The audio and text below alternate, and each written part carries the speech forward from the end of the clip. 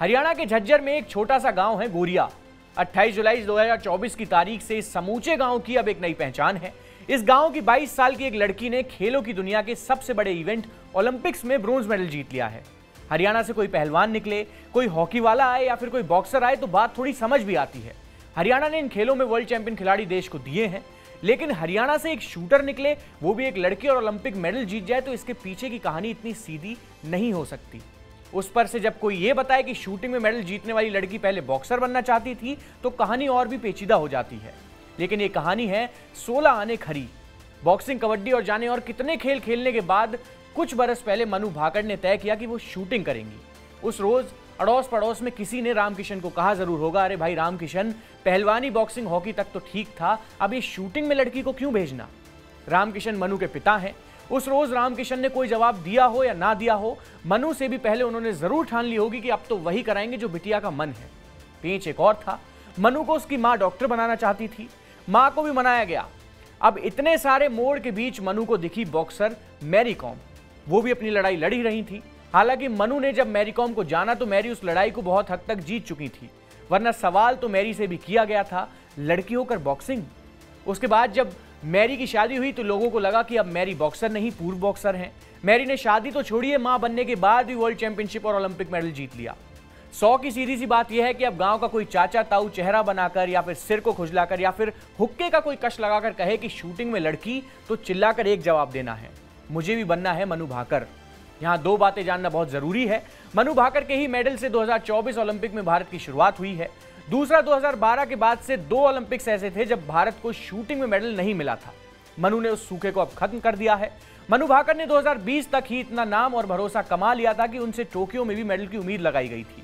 वो शूटिंग में तमाम बड़ी प्रतियोगिताओं में तब मेडल जीत चुकी थी। 2020 टोक्यो ओलंपिक को कोरोना की वजह से करीब 1 साल के लिए टालना पड़ा। खैर, 2021 में मनु चूक गई। उन्होंने फाइनल के लिए क्वालिफाई किया था, लेकिन 7वें पायदान पर रही थी।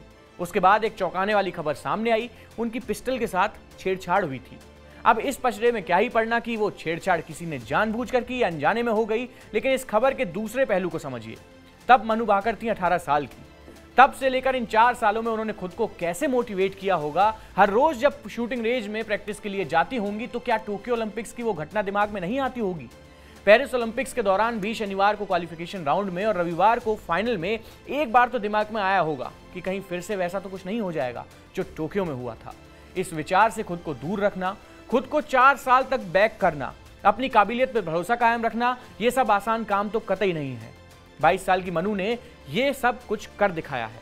मनु भाकर आज ओलंपिक मेडलिस्ट इसलिए हैं क्योंकि उन्होंने मैरी कॉम को देखा, मैरी कॉम की चुनौतियों को देखा, मैरी कॉम की कामयाबी को देखा। किसी भी खेल का फंडा बड़ा क्लियर होता है। एक खिलाड़ी जीत का रास्ता निकालता है, आगे की पीढ़ियां उस रास्ते पर मील का पत्थर रखती जाती हैं।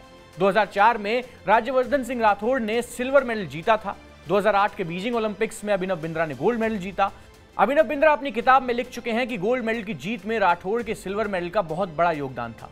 2012 में गगन नारंग ब्रोंज और विजय कुमार सिल्वर मेडल लेकर आए थे। 2012 में साइना ने बैडमिंटन में ब्रोंज जीता तो 2016 और 2020 में पीवी सिंधु मेडल लेकर आई। हर एक खेल को आगे बढ़ने के लिए एक स्टार चाहिए होता है। 28 जुलाई 2024 को इस देश को शूटिंग में महिलाओं की सबसे बड़ी स्टार अब मिल चुकी है। ऐसा नहीं है कि इससे पहले महिलाएं शूटिंग में नहीं थी। अंजलि भागवत, सुमा शिरूर और अवनीत सिद्धू जैसी तमाम महिला शूटर्स ने देश का नाम पहले भी रोशन किया था, लेकिन 22 साल की मनु भाकर उनसे एक कदम और आगे निकल गई। अब आज की तारीख में मनु भाकर का दूसरा वर्जन देखने को मिलेगा। अब आज से ही वो अगले ओलंपिक्स में मेडल का रंग बदलने का ख्वाब देखना शुरू कर देंगी। अभी उनके पास बहुत सारी उम्र पड़ी हुई है। ब्रोंज को सिल्वर या गोल्ड में बदलने का सपना देखने में कोई हर्ज है भी नहीं। आज इस देश में शूटिंग रेंज में जाने वाली हजारों या फिर शायद लाखों बच्चियों को वो काम मिल चुका है, वो नाम मिल चुका है जो उन्हें प्रेरणा देगा। अब सभी की आंखों में आज से एक सपना पलेगा, मुझे भी मनु भाकर बनना है। बहरहाल, हमारी ये कहानी आपको कैसी लगी कमेंट सेक्शन में जरूर बताएं। मनु भाकर ने पूरे देश का नाम रोशन किया है और इससे हम सभी को बहुत खुशी है। मेरा नाम दीपेश है। इस वीडियो के अंत तक हमारे साथ जुड़े रहने के लिए आपका बहुत बहुत शुक्रिया।